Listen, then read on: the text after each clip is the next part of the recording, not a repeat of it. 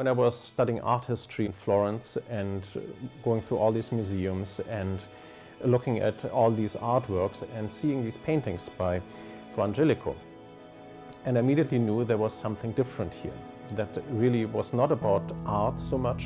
It was beautiful, but it really focused the mind on Christ himself. This is when artists are not just artists, but also saints. And I think that is what Dominicans should aspire to. We can see in the last few hundred years, modernity is in a way famous for dividing the is from the ought, dividing being from goodness. And aesthetics is one way of trying to get these two areas into conversation with one another and to see that connection, that intrinsic connection. Aesthetics can be defined as the philosophy of art and beauty. Beauty is a kind of synthesis between the good and the true, or it touches on both at the same time, it has a kind of foot in both camps. The original word aesthetics has to do not so much with beauty directly, but with the five senses of our human body and how those five senses perceive the world around us.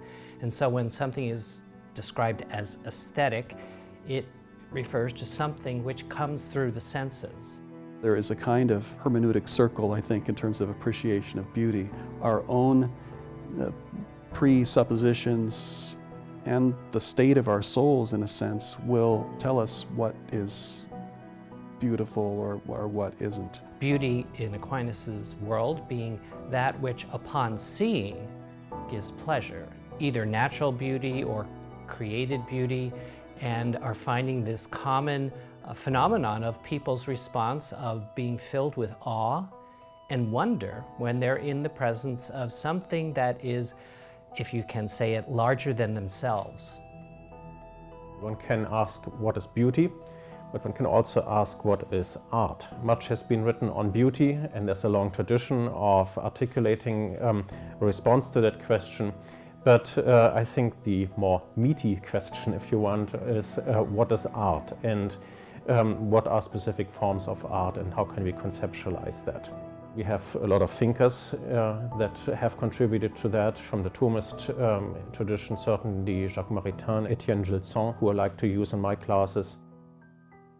In my theological aesthetics course, I included the thought of Hans Urs von Balthasar, who is famous for, in a sense, creating the field of theological aesthetics. The Dominican School of Philosophy and Theology is also involved with something called the Blackfriars Institute for Religion and the Arts. The Dominican School has its own art gallery, and the art gallery is very important to the work that we do here in our study of beauty and truth and goodness. We examine real artifacts of our own culture as Catholic Christians, and we say, what are those artifacts teaching us? What is the homily that those artifacts are preaching to us?